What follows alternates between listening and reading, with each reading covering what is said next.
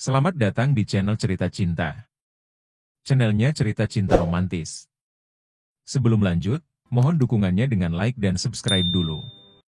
Gairah dan Pelarian Cinta, bagian 55. Hahaha. Aku tertawa puas, lalu pergi meninggalkan Cindy, yang terus saja menangis, meratapi nasibnya.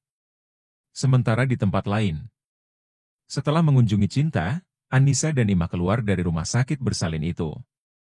Untuk selanjutnya, kembali ke tempat usaha mereka. Keduanya pun segera menuju ke parkiran, dan masuk ke mobil mereka. Sekitar 30 menit kemudian, mobil itu telah memasuki area parkir gedung berlantai 2, yang merupakan tempat usaha Anissa dan juga Cinta. Mereka turun dari mobil, dan segera melangkah masuk ke gedung itu. Untuk kembali melanjutkan aktivitas pekerjaan mereka, karena hari sudah agak siang. Dek Ima, hari ini, kamu urus semua orderan dari perusahaan C untuk besok. Beritahu Anissa, saat mereka akan berpisah ke tempat usahanya masing-masing. Mereka pesan 200 box untuk peresmian kantor cabang baru. Iya, Mbak. Sahut Imah. Tadi Yasmin memberitahukan soal ini via WA, bahwa ada yang order 200 box dari perusahaan C.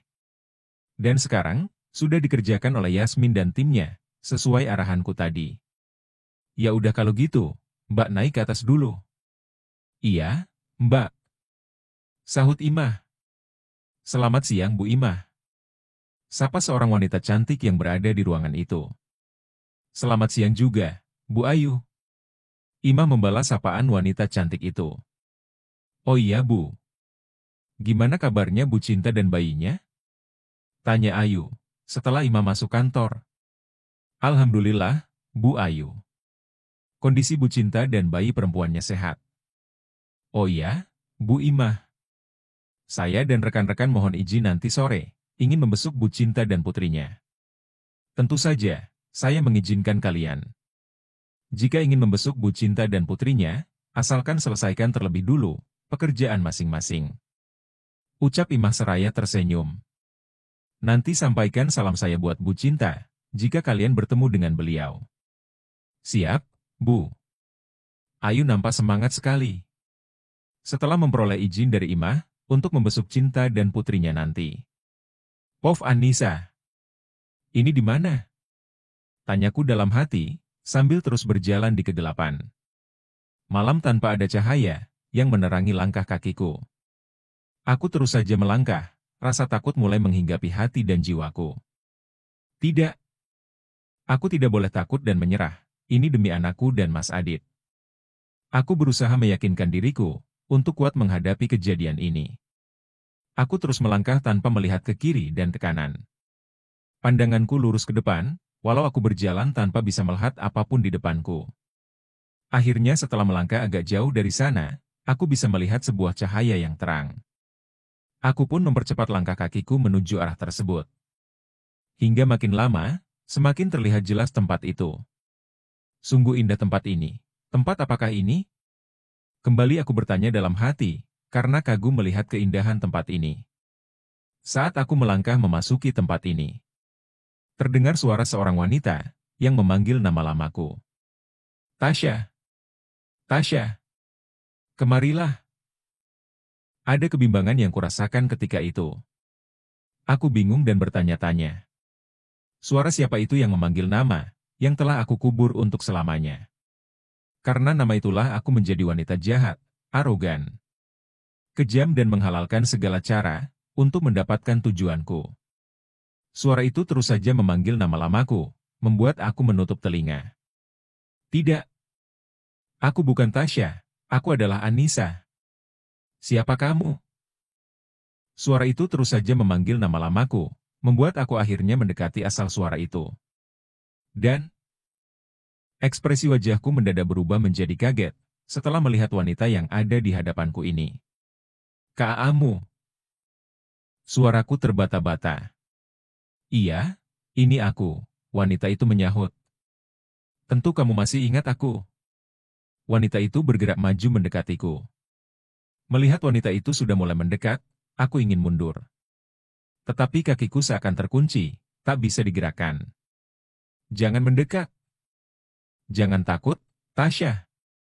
Wanita itu berhenti melangkah maju. Aku mau minta bantuan kamu dan Mas Adit. Kenapa mesti aku dan Mas Adit? Tanyaku heran, dan apa yang bisa kami bantu? Kalian datang saja ke Surabaya, kalian akan tahu apa yang sedang terjadi. Wanita itu memberitahu, dan dari sudut matanya mulai keluar air mata. Saat wanita itu akan pergi meninggalkanku, aku malah ingin mencegahnya. Tunggu. Wanita itu hanya berhenti sejenak. Lalu berbalik badan, sambil tersenyum padaku.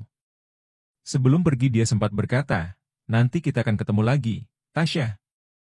Jaga dirimu dan bayi dalam kandunganmu. Ayo. Jangan pergi. Aku memanggil namanya, mencoba mencegahnya untuk tidak pergi. Ayu terus saja berjalan, makin lama makin menjauh. Dan akhirnya menghilang dari penglihatanku. Seketika tempat itu menjadi gelap gulita kembali. Mas Adit. Teriakku memanggil nama suamiku. Jujur aku sangat takut sekali. Lalu tiba-tiba, tubuhku terasa seperti digoyang-goyang dan suara itu. Dek, dek. Itu kan suara suamiku. Aku bersorak senang dalam hati, namun tetap saja aku tidak bisa melihat apapun di tempat ini. Dek, dek. Seketika tubuhku sempoyongan, seperti merasakan adanya gempa bumi yang sangat hebat. Hingga akhirnya, tubuhku masuk ke dalam jurang yang sangat dalam. Buk. Mataku mulai terbuka, dan mendapati diriku berada di atas ranjang tidurku. Mas Adit. Aku kaget, setelah tidak mendapati suamiku di ranjang. Di sini, dek. Adit menyahuti sambil mengerang kesakitan. Aduh. Aku segera mendekati asal suara itu. Dan tiba-tiba, hahaha. Aku tertawa terbahak-bahak.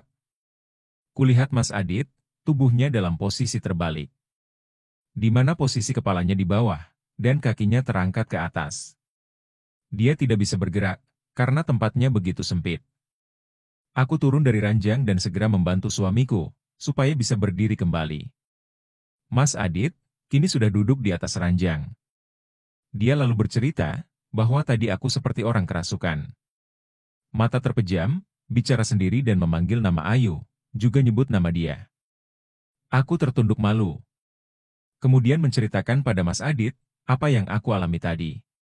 Setelah mendengar ceritaku, Mas Adit langsung berkata, besok kita ke Surabaya, dek. Kita ke makam Ayu, dan juga ke rumah ibunya. Mungkin itu pesan Ayu untuk kita, supaya kita berangkat ke Surabaya. Aku hanya menganggukkan kepala, lalu menyenderkan tubuhku ke pelukannya. Makasih, Mas. Aku lalu meraih dan menciumi tangannya. Mas Adit mengusap rambutku dengan lembut. Maafkan aku, Ayu. Karena perbuatanku dulu, telah membuatmu terpisah dari orang yang kamu sayangi. Hiks. Tamat. Terima kasih sudah menonton cerita ini, yang jauh dari kata sempurna. Cerita ini akan dilanjutkan di session 2, yang masih dalam proses. Sambil menunggu, nantikan cerita lainnya yang lebih seru dan nikmat. Terima kasih. Wassalam.